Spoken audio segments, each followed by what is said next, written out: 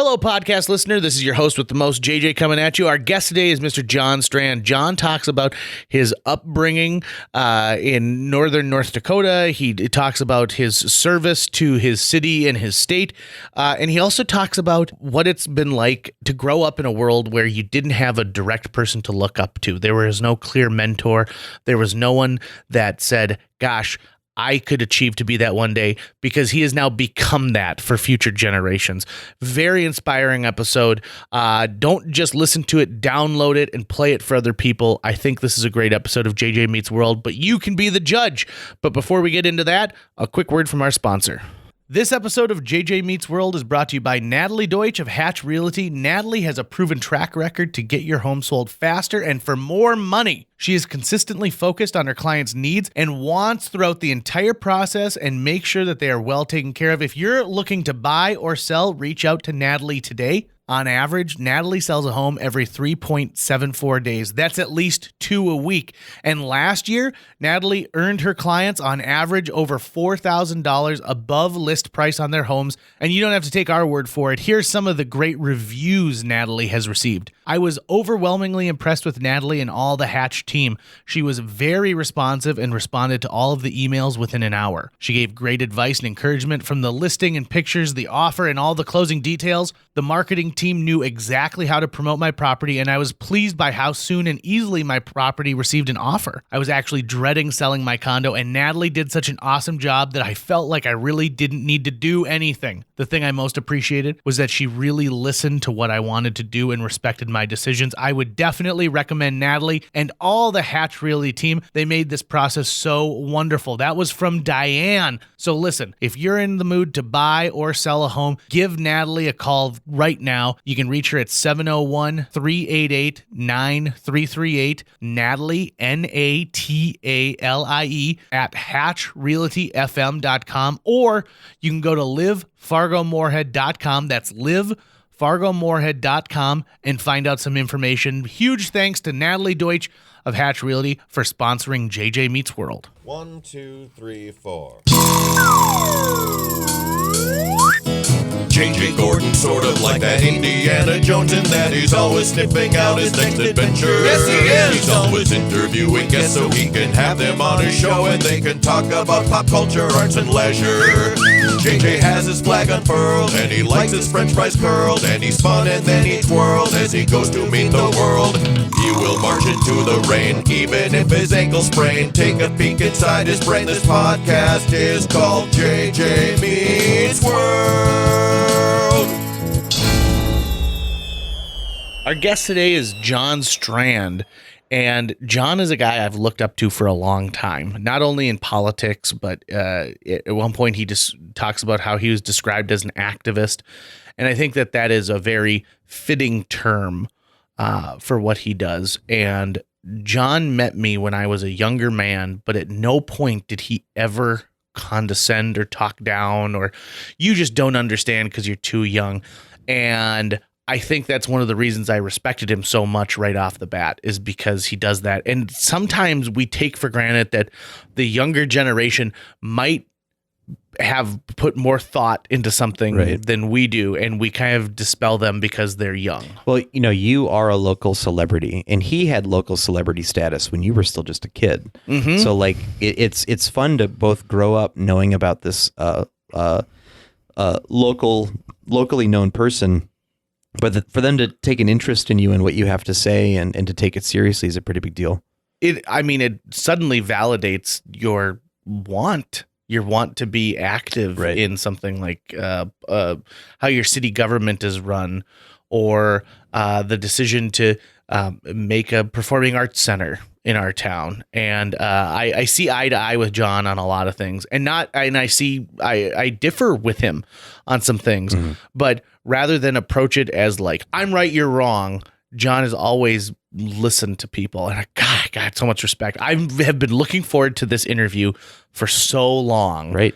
And I think people are really going to dig it, and I think you're going to have a new appreciation for even this.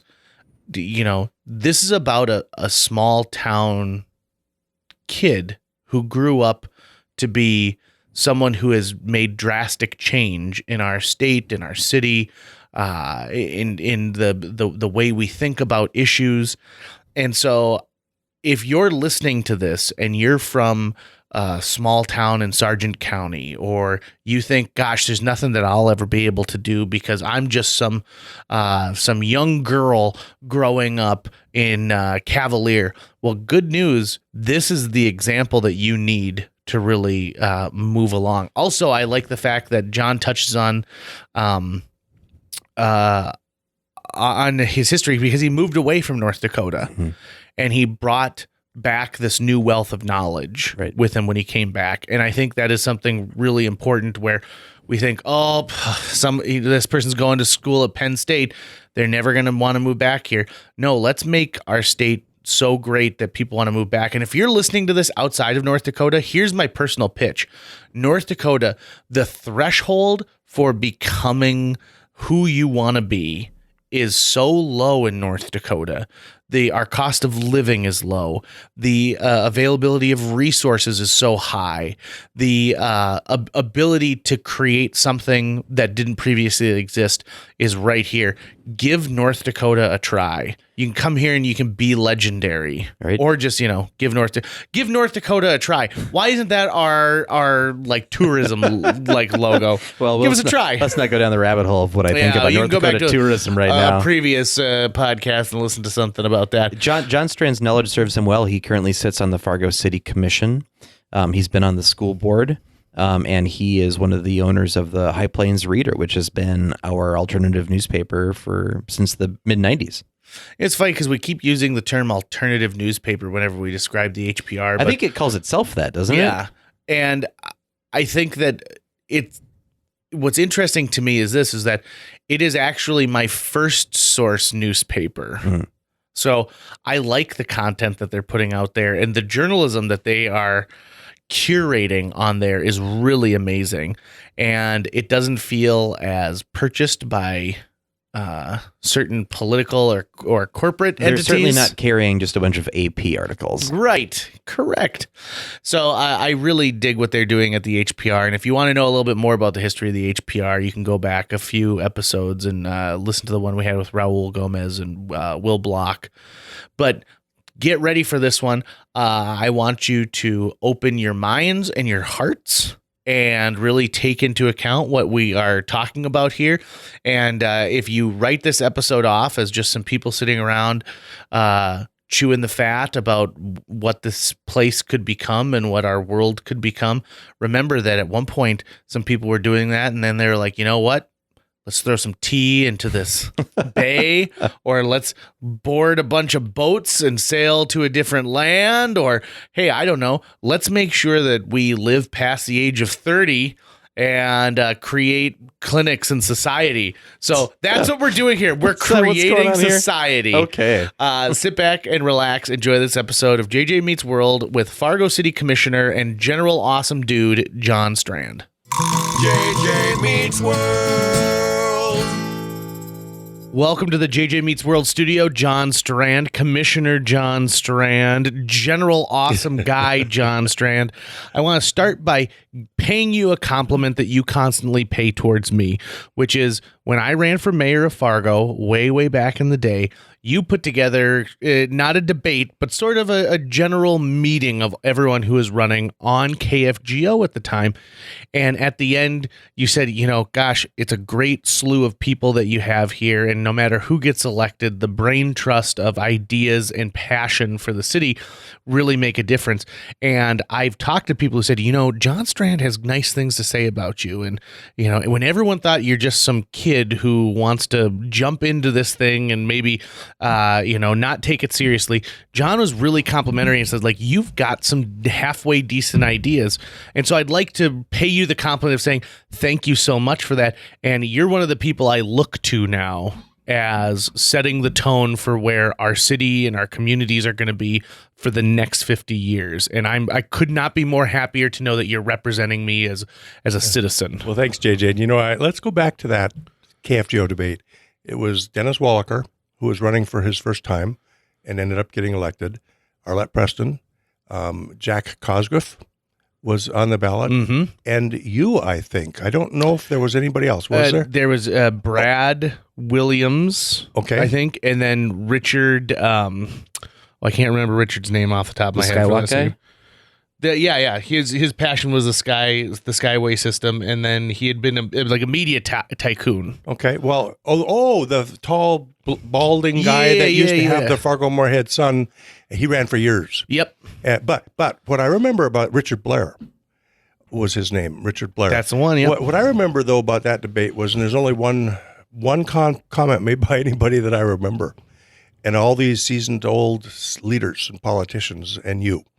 And at one point, you made the comment, you're this kid, and you made this comment that, we should honor the senior citizens after they spend their whole life here. They've paid taxes their whole life. They get to their point where they're in their later golden years. I'm paraphrasing. And they get to their later years, and then we just tax them so heavily they can hardly afford to stay in their house. You said, why don't we then thank them and reward them, and that's when we give them breaks for having been doing that their whole life. Right, for living, that's working. Just way too simple and brilliant. Yeah, well, thank we you. should still Thank you. do that. I agree. I'm realizing the value of these folks that get to their senior years and on fixed incomes, and then we throw something like a tax at them or a special assessment at them, and they don't have it in their budget. But I remember that debate really well. It would be nice if you could look forward to not just retirement, but retiring from a lot of the financial burdens that can be placed on you through taxation. To think that, I've been a tax-paying citizen my whole life, and a lot of that was to be able to support me now, just the way I supported senior citizens with my taxes when I was younger. That would be very, very nice for sure. We should think like that more often, and yet we don't, and it puts a burden on people. Then they're pushed out into the street or into apartments. And I'd rather, how do you keep people in place? And we have a tsunami of senior citizens coming over the horizon at us. Oh, where are they without going to a be? doubt. Yeah. What are we going to? Then on the other side of that, it'd be really interesting to have us decide proactively. We want to be the very best community for anybody to ever choose to retire in, and then decide, well, what type of quality life would that be? What would it look like? What would Fargo Moorhead, West Fargo look like if we decided we're gonna just we'll roll out the red carpet for seniors who want to make this their retirement community? I think that we are seeing more and more people not choosing to go south during the winter, because that's the old adage, right? So you spend the nice months of the year here, and then you go south for the winter, whether you're heading to Florida or New Mexico, Arizona, whatever it happens to be. But I always look at that as, okay, so we have this mass exodus. Well, we're not making up for those dollars being spent in this community. It's hard to employ skilled nurses the whole year long when half of the population decides that they want to go someplace else. Why not just make this a wonderful place where you can not only live, but thrive into your retirement years, into those older years where, quite frankly, we're seeing more older folks. I hate using the word older, but more seasoned folks, if you will. Don't worry, we don't remember anyway. Who are doing such amazing things across the border here. I mean, it is so amazing to see what Fargo is becoming and what it's evolving into, and it involves every citizen. It's not just pockets of citizens. We're really lucky here with the type of people that we have and the caliber and the fiber and fabric of the people here. It's a wealth of a whole different sort. But back to Fargo, and maybe we just put a big dome over us. There you go.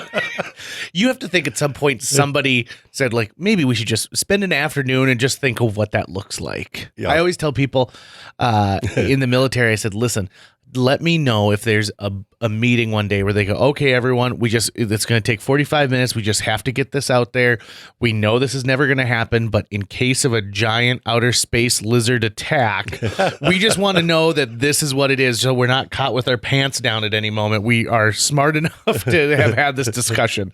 And I'm like, when that happens, would you just please let me know? Not because I'm a conspiracy theorist, but because I want to know we're fully prepared for whatever is going to happen. And then you find out it's an invisible lizard. It's there, but you just can't see it. Get your glasses out, folks. John, would you mind kind of giving us a little bit of background on yourself? Well, I'm the youngest of 7 kids in like 9 years. And so we're really close. I grew up right below the Canadian border near Cavalier, Grafton, Cavalier, Park River area up in northeastern North Dakota. I'm from a little town of Crystal. I went to high school in Hoople. So you have the same kids you grew up with your whole school path, in a situation like that. It's a farming community. So people up there grow grains, of course, and potatoes. When I was a kid growing up, I could look at a potato and tell you what it was. Oh, really? I could tell you the hybrid. I mean, there weren't that many that we grew then, but we were potatoes people, and North Dakota was a potato state. So that's where I'm from. I graduated and went to school in NDSU. My mom and family didn't tell me there were schools in any other communities. Mom went to NDSU back in the 30s, so there was one school. And I didn't even think about, couldn't I go warm up somewhere? There's got to be colleges in warmer climates. But so I graduated from NDSU, went away to Washington, D.C. for the summer, came back and was recruited back to the newspaper in Grafton to work at the John Morgan family's paper. And what's I think interesting about that is my mom had been a newspaper person with that family years and years ago, and they placed her in Cavalier as their editor. And to my knowledge, she was the only woman editor in the state back in the day when it was men everything. So I grew up around the smell of newspapers, and I grew up around that mindset of a trailblazing parent, that yet she had these diplomatic skills of how to work with men and get along with men. And later on, she became mayor of my hometown for 8 years and was probably the best mayor they ever had. Wow, I had no idea. This is amazing. Well, she was mayor. What happened was the city council back then decided at one point in time to go around and shoot everybody's dogs. And they shot 9 dogs in town. It was kind of like the Wild West for a few days, driving around in pickups with these guns and shooting dogs and then running them out to the dump ground and burning them. And my mother mom wasn't the kind of person who would pick fights with people. But she'd put her point out there in a parentally loving way. And that's how she ran the city, was like as a mom and like a family. But she wrote in her column in the Cavalier paper, you don't do this to people's family dogs. You don't do this to people's families.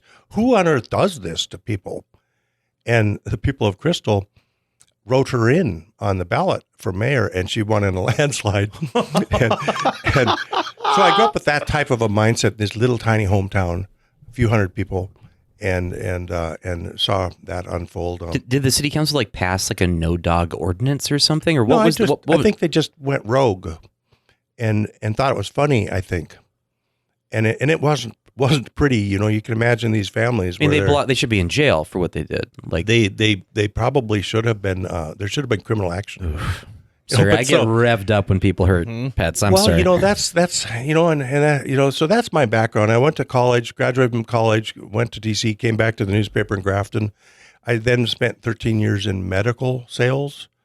My oldest brother was in orthopedic implant fracture fixation system sales, and I spent 13 years in that. I later on specialized in hip and knee implants. In upstate New York, where I was a distributor for a company that was a really high-tech distributor of implants. Not many would know it, but I had in about 1989 or 90, I was awarded a patent on a total hip femoral component, and it was a modular approach to these implants. But I was into that field a lot, and then left that. The industry changed in front of our eyes, and they started going to direct sales and pushing people like me out that were small and little and inconsequential. And so I then moved back to North Dakota to the newspaper in Grafton one more time. So that's kind of my roundabout circle way. While I was in Grafton finishing it up, I came back from upstate New York and saw this newspaper rolling off the presses every other week called the High Plains Reader. And I just loved reading it. It was these young college kids from Grand Forks, Peter Ryan and Ian Swanson and Rex Sorgatz and Len Schmidt and some others who decided to create an alternative paper in Grand Forks for fun, and it was just a treat to read this. And so I read that. I was seeing it come off the presses, and then noted that they were going to shut down or see if somebody take over the paper. And that's when some of us pulled, Raul Gomez and I and a few others put our heads together and took over the High Plains Reader. And then we had that for a few months, and then the Grand Forks flood hit. It was a Grand Forks paper, so we had no town. We had no office. We had no nothing. We had no advertisers. We didn't have anything. And we had just bought this paper. So we were going to branch to Fargo. But we had no choice but to make Fargo our base then, just to survive. And so I'm a media guy, and I grew up around media, and I'm not a big corporate chain media. You know, I'm a local, independent, homegrown type media, and there's a world of difference, of course. But I relish the opportunity to have access to ink when there's a topic that needs to be looked at by the people. So is that is that where your love of civil service comes in from too? Is the fact that people people need to be looked out for, and sometimes it's the squeaky wheel that gets the grease, and you can be the squeakiest wheel of all? You know, times are changing, and a few years back in my life, I would have answered that question differently, you know, than today. But my love of community service comes from a care for people and an ability to hear. But that's one thing. My willingness to stand up and speak for those who don't have a voice and don't have representation is rooted in my own experience. I was a really, really troubled, challenged gay kid when I was growing up, when there were no gay people around anywhere. There wasn't even a role model anywhere, not even one, you know, to look to. And in fact, it was what I perceived to be my very dark side, because I had this, what was presented out in the public as this abomination side of me, this issue, you know, and it was a real struggle back then. I didn't even start dealing with it till I was 30 years old, and then I still didn't know anybody to speak of, hardly. So I know what it feels like to be in a situation where you're there in your shell of yourself, and you're at risk maybe, or others are at risk who are in similar circumstances, and there's no voice. There's no protection. There's nobody advocating. There's nobody who even gets it. And then what there is coming out there is not pretty. You know, so I absolutely get that. I look around people and I look around circumstances, and more often than not, I see who's not there than who's there. I hear the voices that aren't being spoken as much as I hear the voices that are being spoken. I'm trying to be as attentive to what are we missing in this conversation than what's present. You know, but that's just my nature. I had that in my own growing up time. Another aspect of that was I had to see light at the end of the tunnel. You know, it was really dismal, and in my head and in my world, and the potential consequences was just really so dismal. So I became an expert at a few things. I became an expert at theater. You're in theater. Mm-hmm. You guys understand theater in a sense that I had to pass. I couldn't evolve into this. I had to really guard every action I could as much as I could, so I wouldn't give signals that would put me at risk. So I had to theater. You know, I had to evolve this persona. You know, that helped me get by there in that regard. That, you know, that. So I had that aspect of my growing up, was the ability, and the other side of it was the ability to truly believe good will come out of this. That I just had to see that there will be good that can come out of the other side of this. I can turn this into a gift, if I can get through it okay, and come out the other side of it okay. And it is a gift now in my head that I can appreciate. I can feel it. I know it when there's people who are standing there or in their place in life, and they don't have anybody who even sees them or notices them or gives a crap about them sometimes, or they're in fact targeted. You know, I think North Dakota by its nature is a very isolating state. You think about driving on a highway and, you go through Grafton and then there's another 25 minutes of nothing before you hit the next town. And by nothing, I mean the livelihood of our state. You're looking out at plants growing, but finding another connection. I had a friend of mine who drove from Fargo to Minot and took Highway 2 and said, if I got a flat tire, there's a possibility that I would be there for hours before I see another human being. I said, yep, you're absolutely correct. And that's one of the beautiful parts of the state, right? So if you want to be a loner, North Dakota is the place to be. But to be further isolated beyond that is, you're talking about a dome within a dome within a dome within a dome within a dome. Must have been incredibly difficult. But now you have, in a way, fulfilled the destiny so that someone can look up and they can say, gosh, John Strand's a great example of a person who I want to grow up to be like. Well, there are lots out there, and I appreciate that, at least in the sense that to know that, hey, there's hope, and we can get through this. Another weird twist to all that was, I'm going back to the 80s. When I moved away from North Dakota in '88. I moved away from North Dakota so I can get a sense of myself. I moved to upstate New York from Fargo, and a big chunk of that move was to grow into my own skin, and go to a community where I could do that. And there were others around that I could just kind of like blend into a bigger community. But so I moved away in '88. I moved to a community. I became a leader in the gay community there. Actually.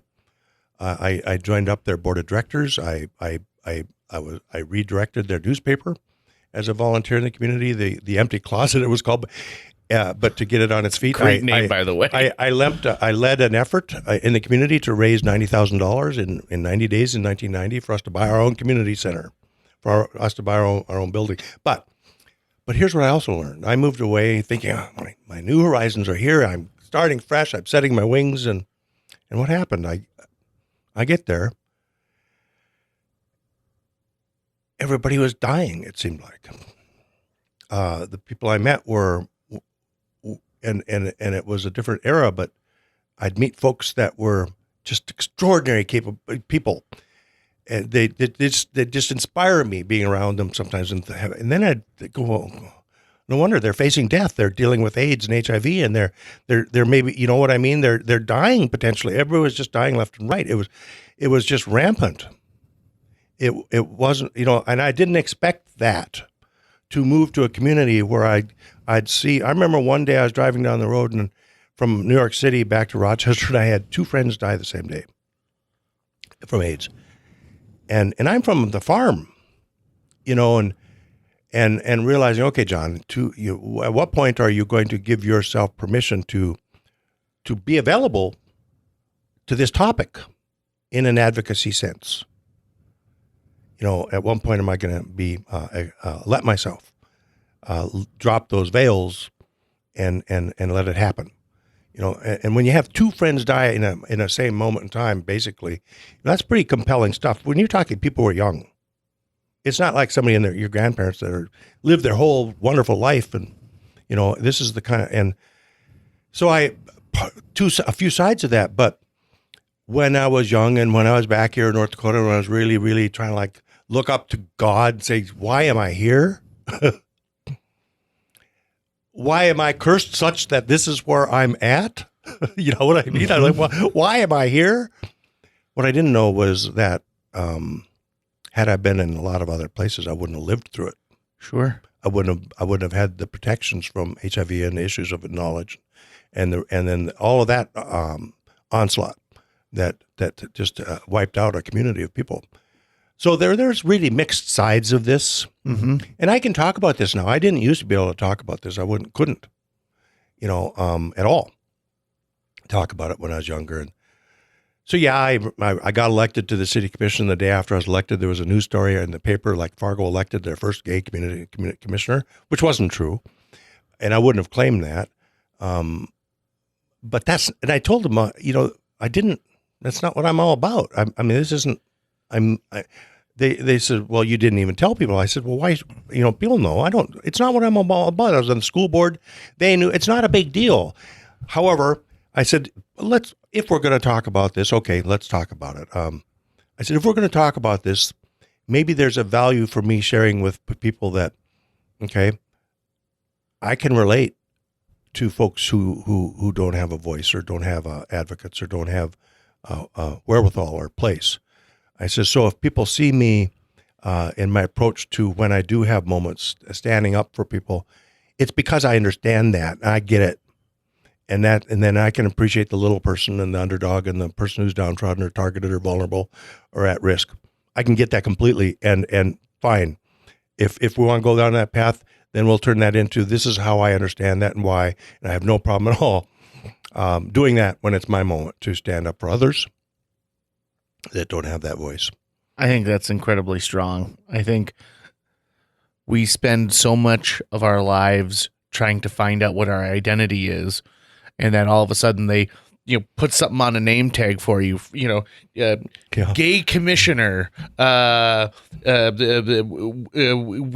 isolationist, whatever, they try and do to say like, no. My experiences are what make me the person I am today. And if you feel like you need to throw some labels around on it, that's fine. But my name tag says John.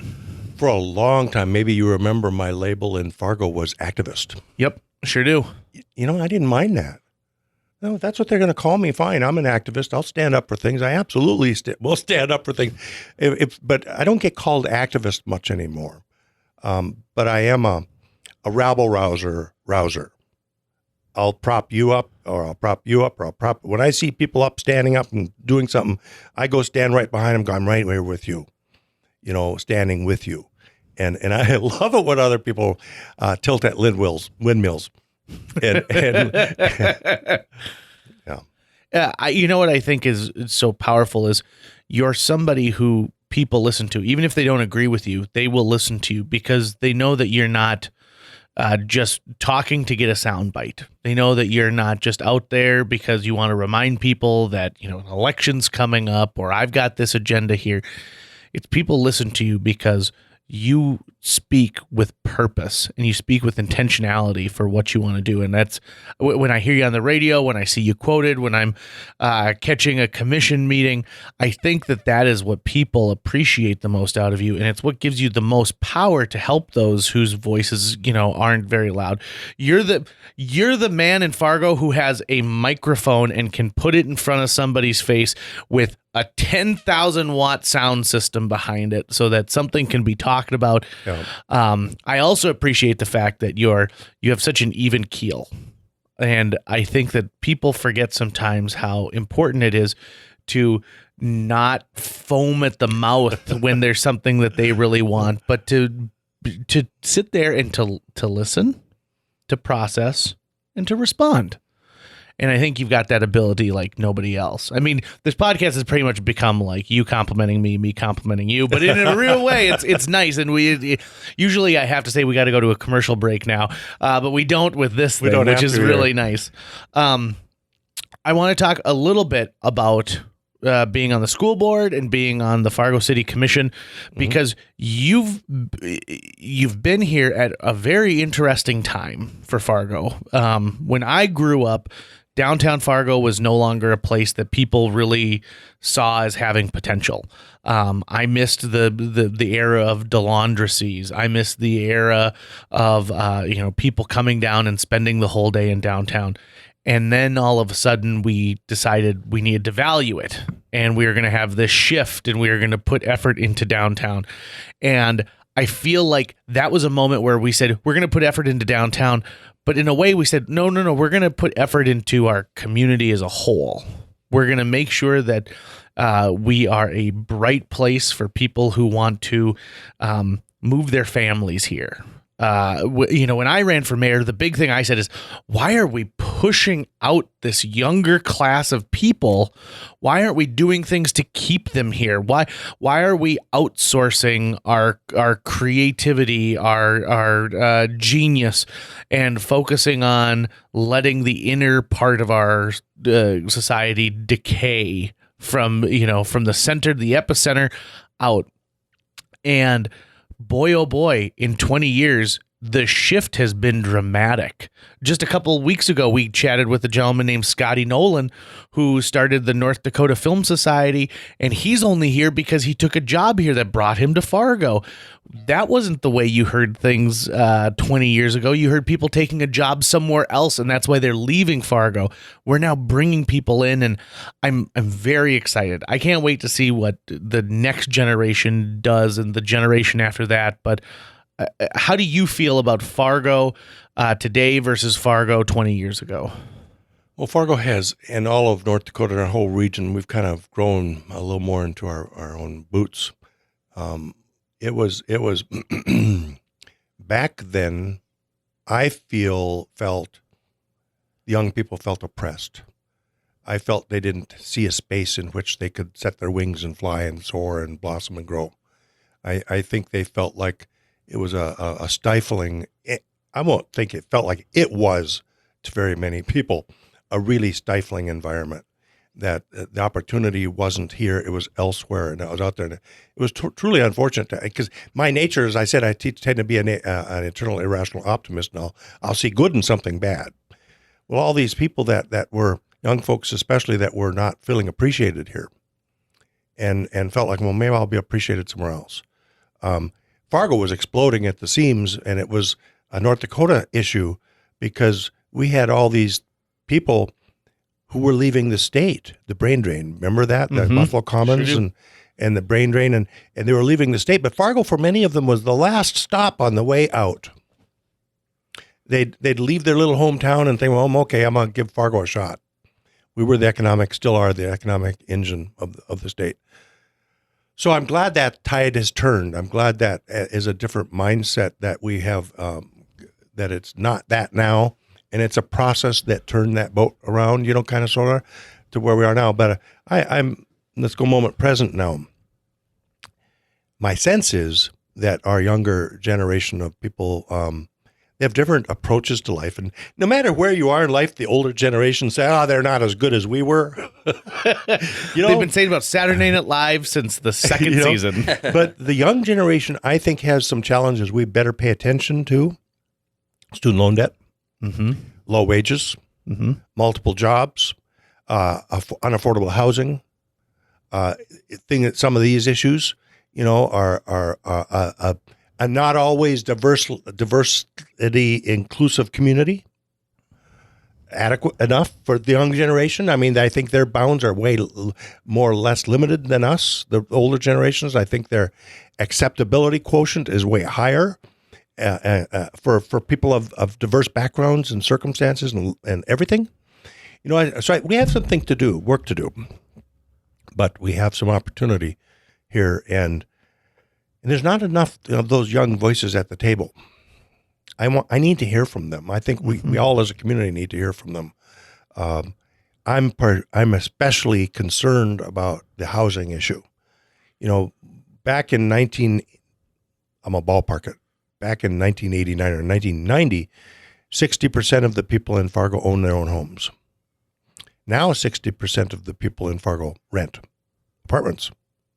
That's a complete flip-flop of our paradigm. You go over to Moorhead and to Clay County, 60% of their people own their own homes. You go into rural Cass County, 60% of their people own their own homes. But we've let that turn here. I think it's a community value to figure out what's it take, how do we get you into your own homes? I think that's better for a community. I think when you have people investing in their community, putting their roots into their community, settling down in a community, putting their kids into the community, into the schools, I think that's a better approach if we can get folks there that want to be there. But it's a challenge right now. Let's say you're buying an entry-level home and you can't get much even for $200,000 anymore. Well, then you need $40,000 down. And if you're paying $700 a month already for student loans that you can never get out of, and I'm going to go back a step. Bank of North Dakota's one of its original earliest missions was to help fund people getting into college and college degrees, student loans. Well, let's get back to our original mission. We have no problem. Well, anyway, that's all. I'll stick my foot in my mouth. But I'm especially excited about the young generation here and what they contribute. But I think they have some needs. We need to get our finger on the pulse of what that's all about and champion that stuff to make it their future home.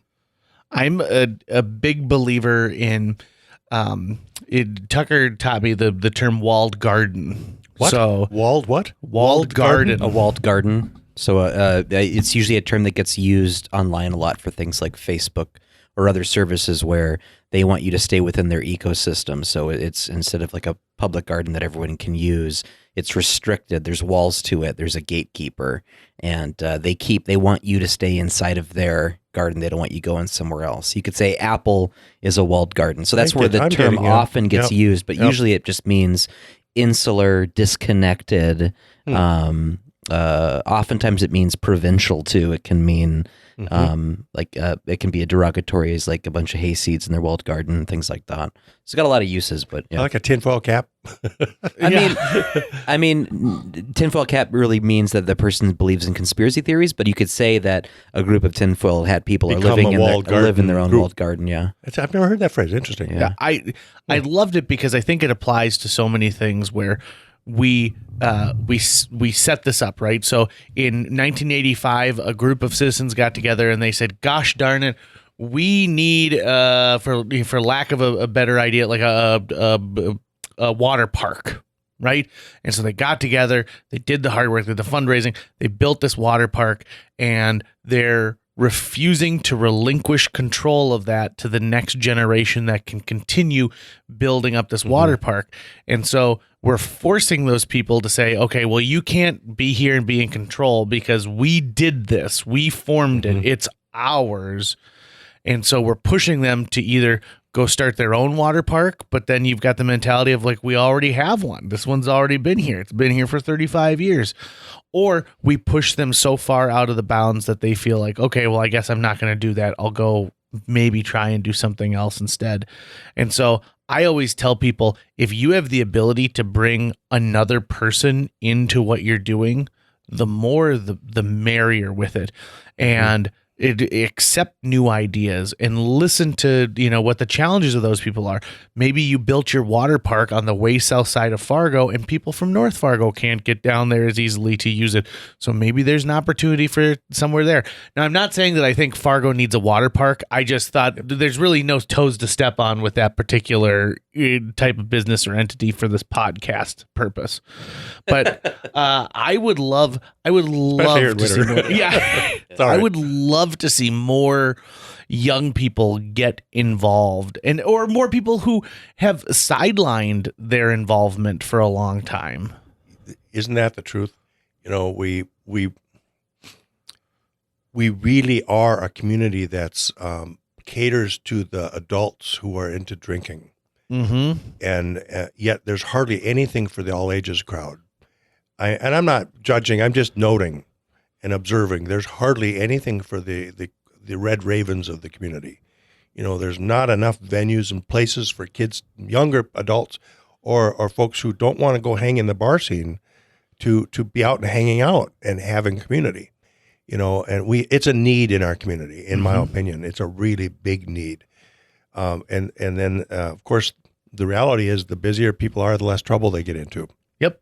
So let's keep them busy. Idle hands, right? And then going a little further, there are segments of our community that get left out. Like if you're brown. Yep. Yeah, absolutely.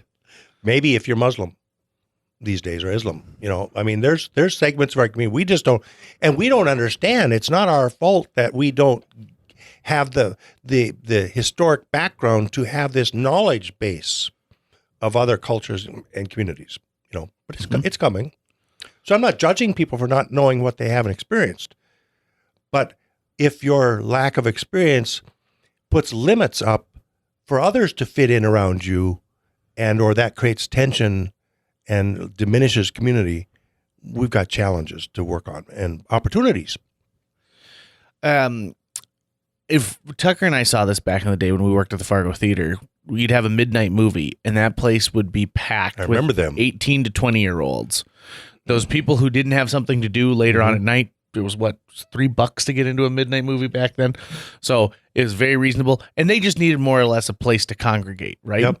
When I went to high school, I remember maybe 2 non-US citizens, meaning in this case, I believe that they were refugees who were a part of the fabric of our school. I knew 2 Jewish kids growing up, and that was it. Like my friend base, Way more than me. right? But you look today, Yep. and we're not there yet, but we've come quite a ways in becoming more of that cultural melting pot. I no more than I was at a hot dish festival last weekend, and the first hot dish that they ran out of was from the Egyptian food truck. Well, Everyone dug this, and they're like, I didn't know Egyptian food was even a thing. And to me, it's like, okay, so we're getting there. There are people out there who want to seek out diversity. They want to seek out culture, and they don't have to take their dollars to Minneapolis to experience it. And the world has come to us. Mm-hmm. You Yes. know, when I was young, I think there were 2.5 billion people on the planet. Now it's approaching 7.5 billion people right now. And so, of course, those human beings are going to fill every gap available on the face of the earth. You know, we can build as many walls as we want, but they're gonna get over those walls. They're gonna fill every space, and then then the question becomes one of, well, what's your role in all that? If we were so lucky and fortunate and blessed by circumstance that we were born where we were born. I was born up in northern North Dakota. I was born. You guys we're from here.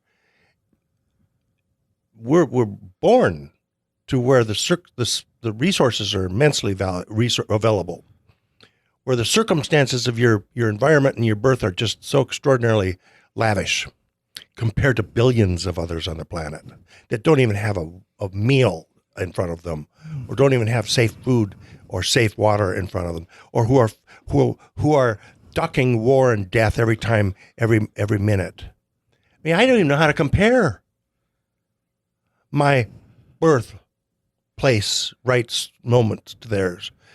But what I do know is, doesn't make me a better person, doesn't make me superior. It doesn't make me a more worthy and deserving human being. I just happen to be born somewhere different than other people. And I think that's our challenge often in life is I remember one time years and years ago, this really right-wing leader, I shouldn't use that word right-wing, but he was a real conservative leader in the state, prominent conservative leader in the state. And we had this kind of discussion, and I said, if my fridge is full and overflowing and my neighbor's fridge isn't, and I'm wasting food, wouldn't you think that that's not about them anymore, but maybe it's kind of about me? Like, if you have this abundance, do you share it? What do you do with it? Do you see others' needs? Do you think that, and I think it's that basic. So in my mind, we owe all the people on the planet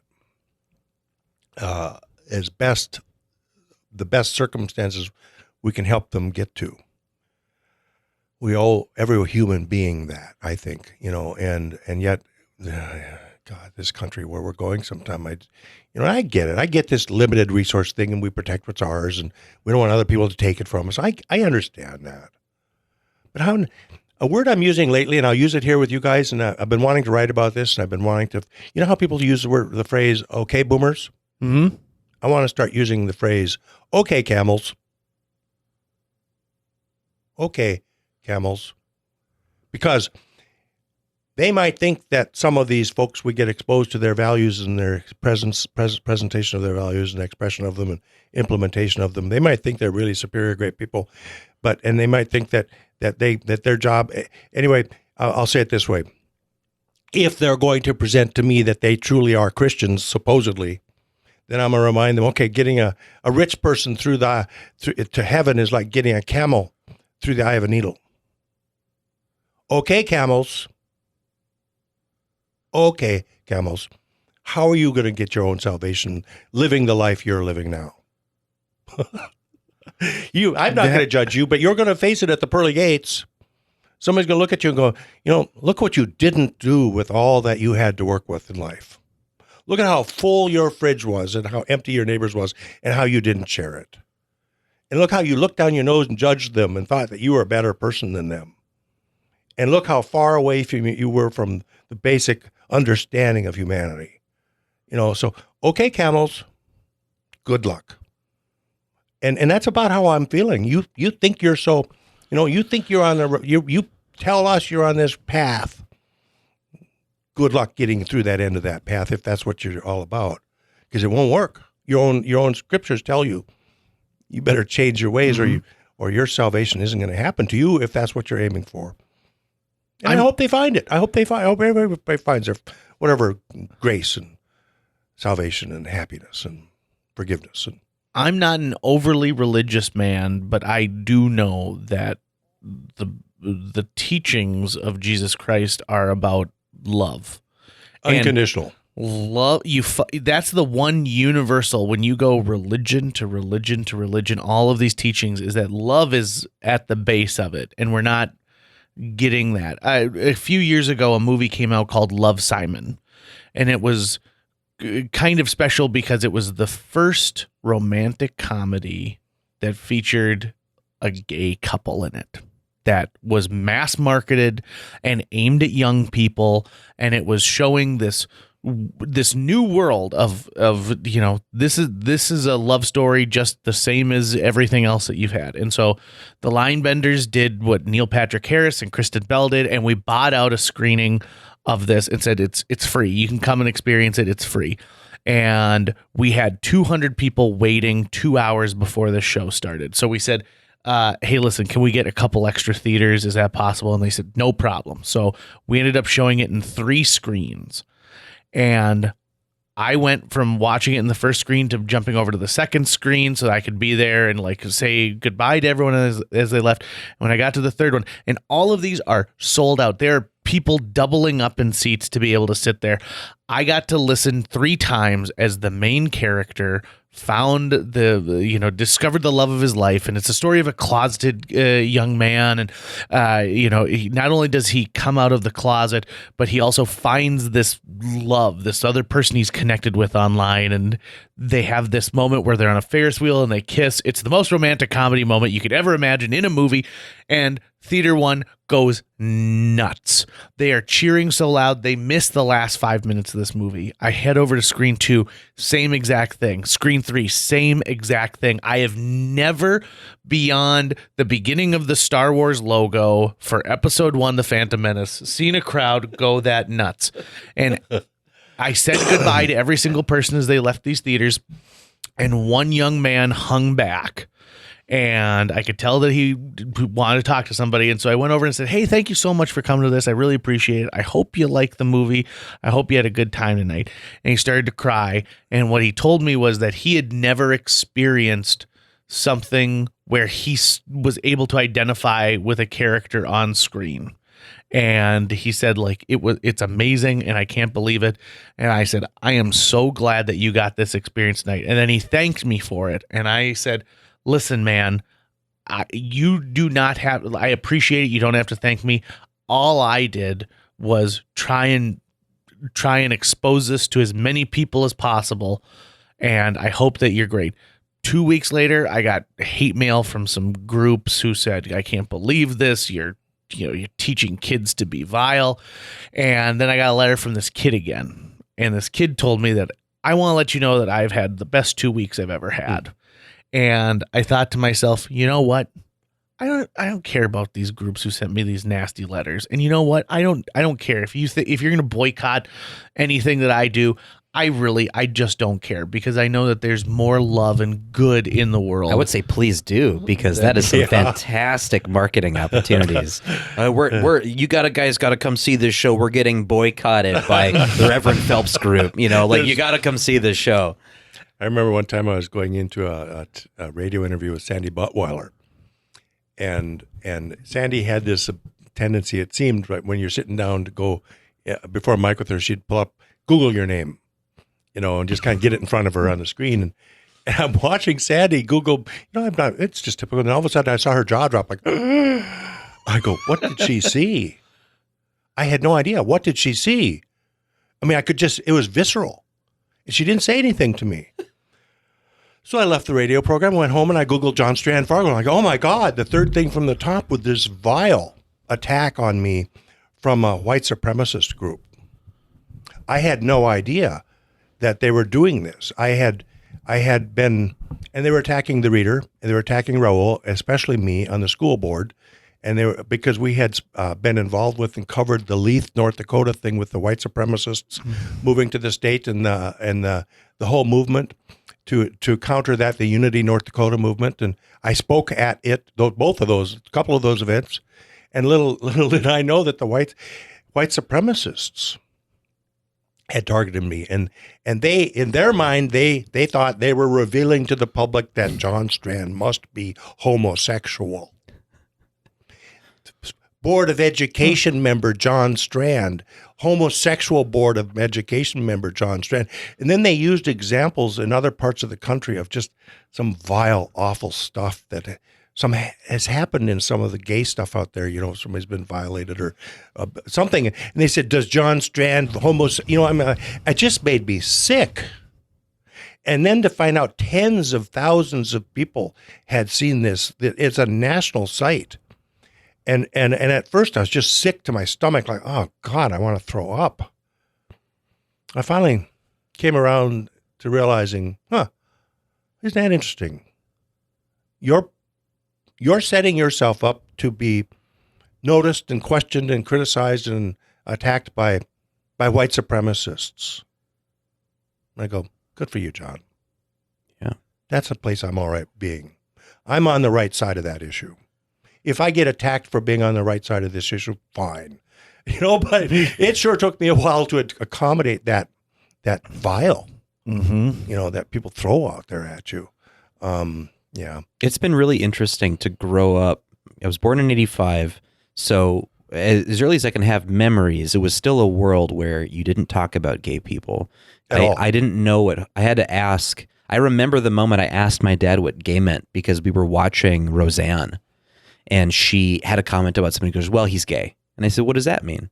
And my dad said, well, you know how, a man and a woman can love each other? And I was like, yeah. And he goes, well, a man and a man can love each other like that. Or a woman and a woman can love each other like that. I remember that moment, him just telling it to me, matter of fact, and me thinking, oh, that makes sense. And moving on, like it wasn't a big deal. So I can't even remember the first time I saw homophobia. The first time I even was aware of the concept of homosexuality, it was handled really well. It was like, no, yeah, it's just a normal thing. And I can't remember who said this phrase first. It might have been, maybe I heard Dan Savage say this.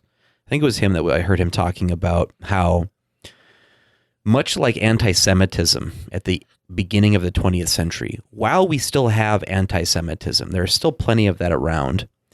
It's far less than it used to be because people over time realized, oh, my friend Gary at work, he's a Jew.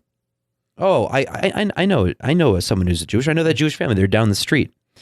And when they left that realm of ignorance and speculation and started just to spend time around people who were Jewish, and people, there was never like an argument that they got in that convinced them that they were wrong. They just realized over time, what have I been so worried about? These are just normal people. Why would I be worried about that fact of their birth or their nationality or whatever? And while we still have very bad homophobia in this country, it is so much different than when I was asking about that when I saw Roseanne, because so many people go, I'm related to gay people. I have friends who are gay. I'm around people all the time. More people who are gay feel more comfortable and supported coming out of the closet and being more present in society because there's less of the backlash. And so I wish these fixes would happen instantaneously, right? I wish it didn't take long periods of time for stubborn people to like go, oh, it just took me a couple of years of spending time around someone who I was afraid of or ignorant of to realize that there's nothing to be afraid of. They're just another human being. So I wonder what things we're going through right now that will hopefully have that effect. It Racism. just unfortunately over time, right? Racism. Right. That's a big one right now. Right. I think it was Ruth Bader Ginsburg. That's really insightful. Probably around gender lines too. People who are not cisgendered, right? Oh gosh, That's that one. Isn't that a complex one? But I think Ruth Bader Ginsburg, not that maybe a year or 2 years ago, made a comment publicly that about these bigger picture. She compared the civil rights movement to the gay rights movement, and basically said everybody realized they knew somebody who was gay. Everybody realized they had a friend or a family member or a neighbor or somebody close to them who was gay. But she said we haven't done that in the world of color. We're still segregated. We're still separated out. We're still not talking to each other. We're still not realizing who each other are. We're still not getting to know each other, and we're not family yet. But it's that I can't wait either till these just walls come tumbling down, and it's probably going to take something cataclysmic on micro levels or macro, big levels or small levels, where something pushes, because crisis brings people together, and I hate to say that, but it's not as easy when they're not going to easily always choose that path of like learning to love each other. Right. And hopefully generations continue the trend we see in human history where a new generation looks to throw off the shackles of the old. And it doesn't always happen, again, overnight, all at once, and each generation has the same examples of ignorance and hatred and fear that you see beforehand. Yep. But it does diminish because more and more people get brought up going, why do I want these burdens of ignorance and hatred and fear on top of me? Why exactly do I have to care or be angry or upset or fearful about the fact of someone's birth? And ignorance is really blissful, but in this day and age of instant internet, instant access to information, there isn't an excuse anymore for ignorance. Sometimes we don't have that fallback that, I didn't know. Because we can and do know more now. We have it's right there in front of our, with our cell phone. Hey, Siri, answer this question for me. Alexa, tell me this. And there's nothing stopping us anymore from learning. I love how young people learn these days. By the way, they just learn so differently. Mm-hmm. When I was a kid growing up, if some family had like a world book set of encyclopedias, they were a really wealthy family. If another family had, like, for example, a Collier's set of encyclopedias, obviously we're a different strata of family wealth than the people who had the World Book encyclopedias. And then there were the bulk of them that didn't have any encyclopedias. And you went to the school, and you might have a 15, 20-year-old set of books there. That was our resource. That's where you could go learn something. And it's just amazing. Well, I don't feel like we pass down personal knowledge the way that we used to. I asked a bunch of high school kids recently how many of them knew how to change a tire, and one kid said he knew how to change a tire. I said, how did you learn it? He goes, my dad told me. If you had gone to my generation, you asked how many of you know how to change a tire, and half of them raised their hand. Mom and dad, my grandpa, so-and-so. But because of the advent of, like, if I'm stuck on the side of the road with a flat tire, I'll just watch a YouTube video and it'll show me how to do it. Like that. They are seeking out a different kind of knowledge that the handed down knowledge is different than what it used to be. We don't need to clutter it with, this is how you change a tire. We can clutter it with, this is a personal experience that I had. Your mom is passionate about this, and this is why she's passionate about it, rather than saying the rhubarb cookie recipe is this. And I find it to be amazing. I can't wait to see what someone who's a freshman in high school right now does when they're 30, 40 years old. I also, real quick, want to just say this. I think that every generation is dumbfounded at what the previous generation thought was, so important to not to buck against change. Whereas I think right now I'm like, there was a time when we thought of people as property. There was a time when we didn't think women were smart enough to vote. There was a time where we believed that separate but equal is an okay statement. There was a time when we didn't care about the environment. It's almost like what's going to 50 years from now, we're going to have a dark spot in our history, which we're living right now, that has these focus beams of light coming out of it, where we're making amazing things happen in the darkness. And just, I am hopeful and I weep for the next set of hands on the wheel. And they shall know us by the fruit that we bear. Yes. What we do is who we are. What we end up accomplishing is a reflection of what we're all about. What we say is who we are. This is us. And but so the proof's in the pudding.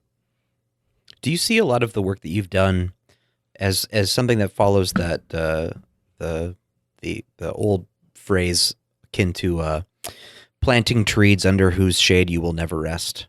So, do you see what you're doing and what you've done as being work that maybe even in your lifetime you won't see all the fruits of it, but hopefully it's work that generations down the line will be able to those are trees under the shade of which they'd be able to rest? It's a really interesting phrase. I haven't heard that before, Tucker, but I think we all need to look at that life kind of like that. And and there's another thought. I used to have a friend of mine who used to say, well, if your job is into sowing or planting, let it grow.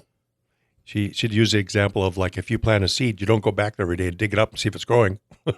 Right. Leave it, let it grow. But we're so, and then what you how's it go? What you sow is what you shall reap. Yes. Yeah, right. Should you sow sparingly, you reap sparingly. Should you sow generously, you reap generously. But we are all planting and leading into the future, I guess. But bad answer. No, I think it's a all. great answer. In fact, I'm going to probably borrow that "let it grow" statement right there. I've already got something percolating in my mind for a future writing of my own right there. You've inspired me on that one too, John. Thanks a lot. You can come by anytime you want. When I publish my book, JJ. Oh, good. It's going to be called Tilly's Pasture. Really? Yep. And I've been waiting my whole life to sit down and actually crank out my first writing of that nature, and I don't know what it's going to take, but it's going to be called Tilly's Pasture. Tilly's Pasture was a little bend in the river between Gardner, North Dakota, and Crystal, North Dakota, up what we called Flanagan's Hill. And when we were on the farm, we would get in the car, and the family would drive up to Tilly's Pasture, which wasn't maybe 10 miles away. And it was like going to this heavenly place. I was little, and I remember going out and cutting willow branches and getting a branch and putting some real thick cotton string on the ends, and then taking a paper clip and shaping it into a fish hook, then digging worms and putting the worm on the end of the fish hook, and sitting with my feet hanging over the side of the riverbank, looking down as your string's hanging into the water and catching a sucker when it comes up to nibble on your worm. And it was just so magical. Tilly's Pasture to me. It's my place. So what I want to do, I love these sayings. You've already heard some of them today, but I love these sayings I grew up with. There's a saying from the farm for everything. Something happens, I'll go, you don't get into a piss fight with I'm sorry, I said that. That's fine. You don't get into a piss fight with a skunk, Yeah. But there's a saying for everything. There's just thousands of them, and I grew up with them. I remember one time I was driving around with my mom, and she said, "My God of war, look at that." I said, "What'd you say?" She said, "I said, look at that." I said, "No, you didn't say look at that. You said, my God of war, look at that." She said, "That's what I meant. Look at that." I said, "Well, what's my God of war mean?" She said, I don't know. I just grew up saying it. But there's so many of these pearls that I'd like to take and extract and put them into today's terms, and contemporize them whenever I get there. But I love these old adages that kind of give you a sense of a perspective that gives me a context when stuff happens out there. My mother's mother grew up in Washburn, North Dakota, and she had these small town phrases that she instilled to my mom and she'd instilled to me. And I remember one of my favorites as a kid was waste not, want not. Mm-hmm. And it applied to so much. It applied to says a lot, doesn't it? It really does. It's such a small amount of words.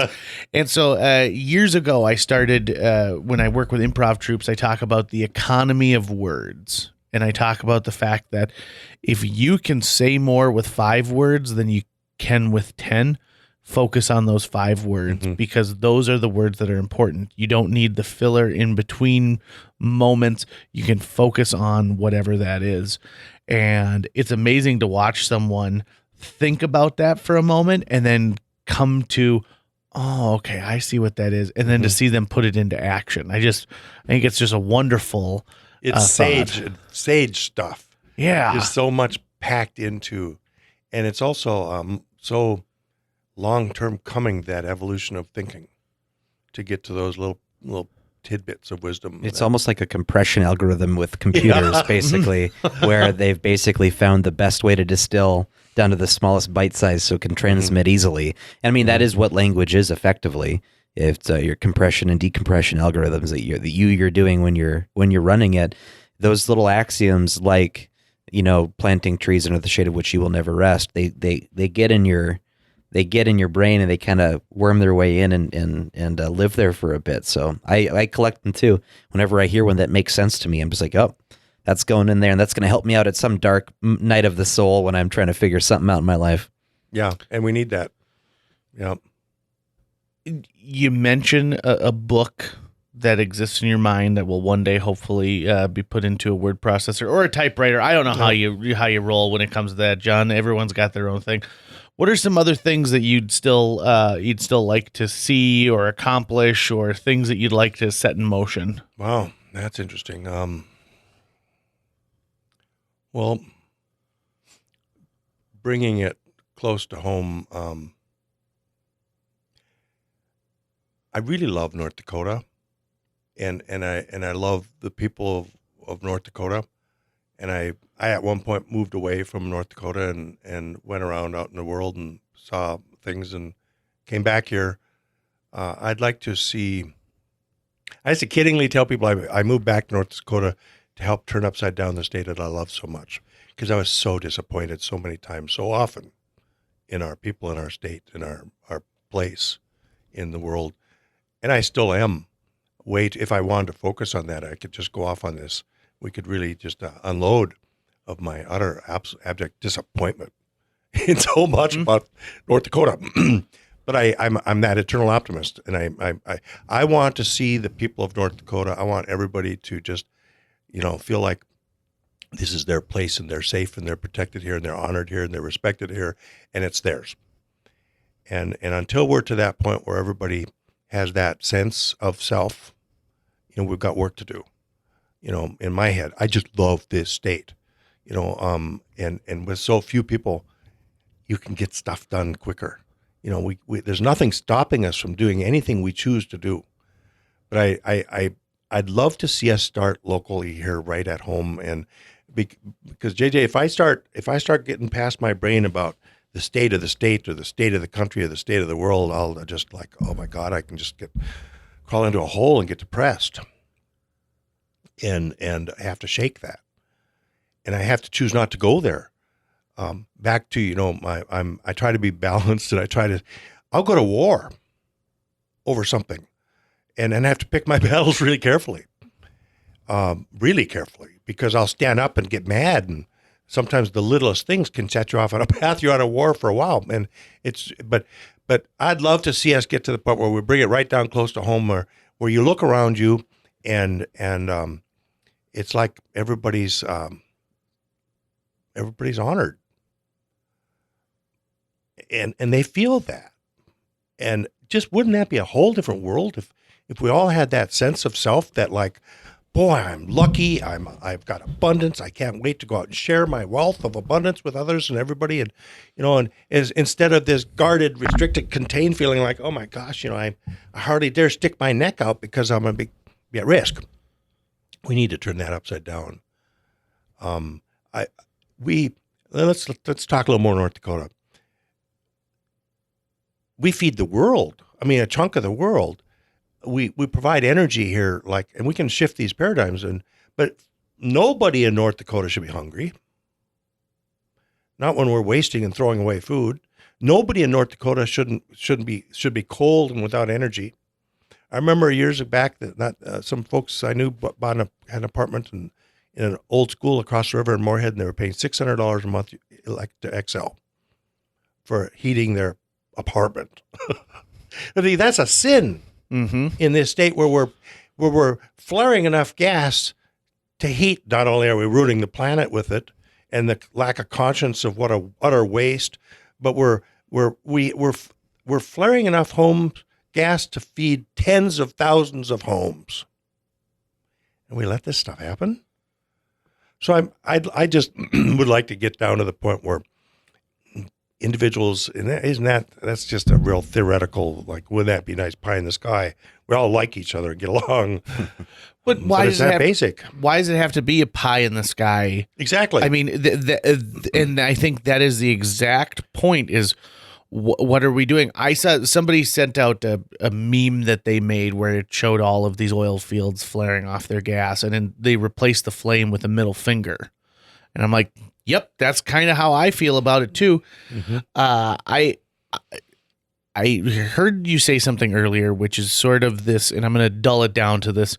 Sometimes it's kind of hard to tell someone you're from North Dakota when they read a story about a law that we've passed in the state, or the fact that the quote unquote people of the state have chosen this path instead of another path. Mm-hmm. And for the wrong reasons. For the wrong reasons. Not for entirely the wrong reasons. They're in bed with Harold Hamm or something. Yep, exactly. And we got this Oklahoma oil billionaire that's picking our Congress. Yep. Literally. Yep. And we're fine with it. But, I don't think they care about us. I don't think so either. Years ago, I went to, and we got what we got. We're lucky we have oil, but not long ago they announced that our oil production in North Dakota is going to peak in maybe 5 years and then stabilize and then go down. It is a one-time harvest. And folks, you better realize we're not going to be on this horse forever. We will be on the agriculture horse forever. That's an every year harvest, and we've forgotten about agriculture and how important it is to our state. Yep. We don't even care hardly or notice that the bankruptcies and the suicides in farmers are just going through the roof, and they're sinking financially. And we're putting on this facade that our policies are good for farmers right now, when in reality, no, they're not. But anyway, so North Dakota, I love this state. We have so much to offer. Just imagine if our mindset with North Dakota was to figure out, oh wow, look at all these resources. Let's channel them for good. Yeah, wouldn't it be great if at one point we said, gosh, we're self-sustaining here in North Dakota. What can we give to the states around us? What can we give to the other places in the country that need it beyond what we are? And it's gonna take, you said like a crisis, right? Crisis Unfortunately drives it. I hate to tell people this, but the crisis is here. The crisis is at our doorstep. It is. Yep, exactly. It's so true, and it is true, and it's looming, and it's going to get worse before it gets better. Mm-hmm. And just because we still enjoy those amazing prairie sunsets every night, the sun is setting differently on the homes and the individuals in our state, and I see this weird trickle down of how, in North Dakota, everything is connected to each other in some way, not just people. So, I can't walk out and say, gosh, is that Jim Nelson? Well, yeah, it's Randy Nelson's boy. Randy. Randy was in the co-op with so-and-so. Yep. We're all connected to each other in some way, shape, or form. And our economy is in the same boat where it's connected to each other through all of these ins and outs. And so if the farm economy is not doing well, it's going to cause an issue. You know, my day job at the radio station, we rely on ag advertising, and with ag advertising disappearing because they need to tighten their bootstraps or tighten their belt, it puts hardships. And then from there, it means that I'm not going to be hiring somebody to come in and fix my furnace or tune up my furnace on a regular basis. And so now it's affecting the furnace. It just goes on and on and on and on and on. Out. Yet we have opportunity and abundance, and we're fortunate we have our own skill sets and mindsets to go forward, and it takes us joining together. I'm guessing we're running out of time here at some point, but I remember when I lived in Rochester, New York, and there was this weird concept floated out there of bringing some whirling dervishes to Rochester.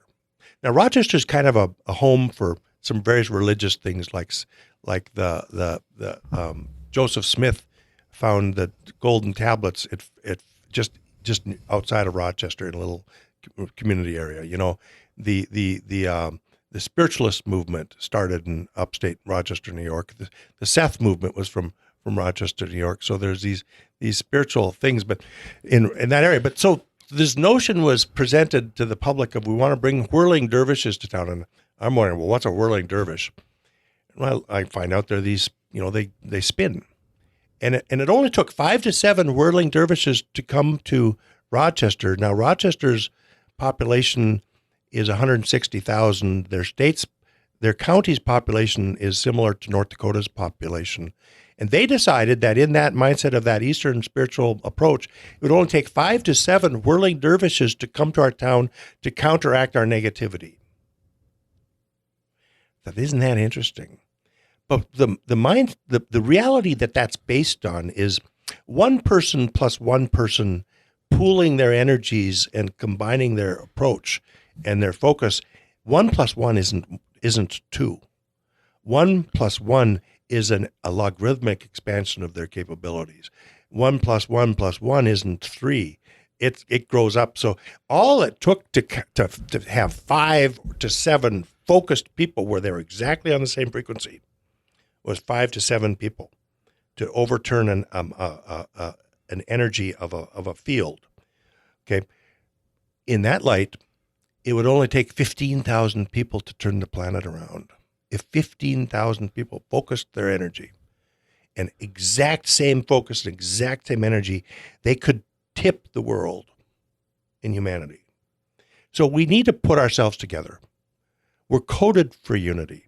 Let's unify. Let's connect. Let's work together. Let's pick our path, aim for what we're aiming for, and choose to do good and positively impact people. Right now, we're doing a lot of, intentional or not, we're doing a lot of harm to a lot of people. And our mindset sucks sometimes. We're name calling, we're vilifying, we're disreputing, we're disrespecting, we're pulling down. Let's quit this bullshit. I'll call it what it is. Where a president can use the word bullshit, so will I. That's bullshit. Sorry, it is. It's bullshit. John Strand, this has been a great conversation. God knows where. I didn't know where we were going to go with this, you guys. That's great. the beauty This of is JJ great. Beats World, man. Yeah, it is a conversation. You don't know where it's going to go. Thank you so much for making the time to be here today. This was just wonderful. I hope you'll come back again soon. I look forward to it. And, I've always looked at both you guys. I mentioned to Tucker on the way in. I know I met your dad. And one time I was on a dike walking down South Fargo by the dike. I'll finish this story. I suppose the clock isn't, but I was on the bike path, and your dad came up and approached me and said, I want to introduce myself to you. He said, you've been writing in the paper on occasion about garbage and how when you see a piece of garbage, stop and pick it up. He said, I actually saw you do that. You don't just say this, you really do that. So was your dad. It's fun to meet both you guys. It's fun to be here. Well, thank you very much. We'll see you again soon. You will. If people want to find him online. Oh yeah, if people want to contact you, if they've got ideas, if they want to share something with you. Well, they can find me through the High Plains Reader, hpr1.com or there. You can find me through the city of Fargo, at through City Hall for the moment. And if not, just Google my name and the white supremacist will help you find me. Yeah, scroll right past that one. Scroll right past that one. That guy.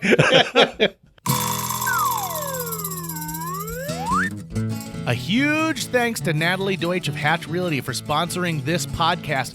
Folks, if you're looking to buy or sell a home, contact Natalie Deutsch today, because Natalie Deutsch is not only a previous podcast guest, she's somebody who's going to care enough to sell your property for top dollar. She's also going to find you the best price possible if you're purchasing a new home. Last year on average, Natalie earned her clients $4,000 over list price on their homes and sold them faster than the market average. On average, Natalie's selling a home every 3.74 days. That's 2 homes a week. Those numbers don't lie. Find out why Natalie is one of the top agents in this entire market. Get a hold of her today, Natalie at hatchrealtyfm.com.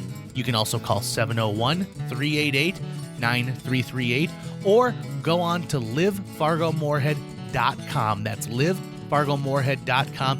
Read all of her amazing reviews, and then listen to her episode of JJ Meets World. Thanks again to Natalie Deutsch of Hatch Realty. That's going to wrap it up for today's show. If you enjoyed this episode of JJ Meets World and would like to help us continue to produce 2 new episodes every week, you can donate to our Patreon. Check out patreon.com/JJ Meets World and donate today. Even as little as $1 a month can go a long way. Visit our website at www.jjmeetsworld.com or hit up our social media. We're on Twitter, Facebook, Instagram, all the sites the kids are using these days. If you'd like to stay up to date on new episodes of JJ Meets World, you can find us on iTunes, Google Play, Spotify, Stitcher, iHeartRadio, YouTube, or wherever you consume the podcast that you love. JJ Meets World is produced every week by Tucker Lucas. You can find out more about Tucker's work by checking out www.moonbasemaria.com. If you want to get in touch with your host with the most, go to linebenders.com, and you can find direct contact info for JJ.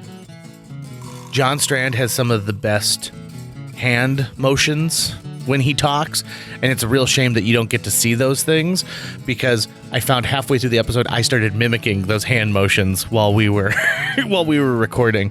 It's good stuff.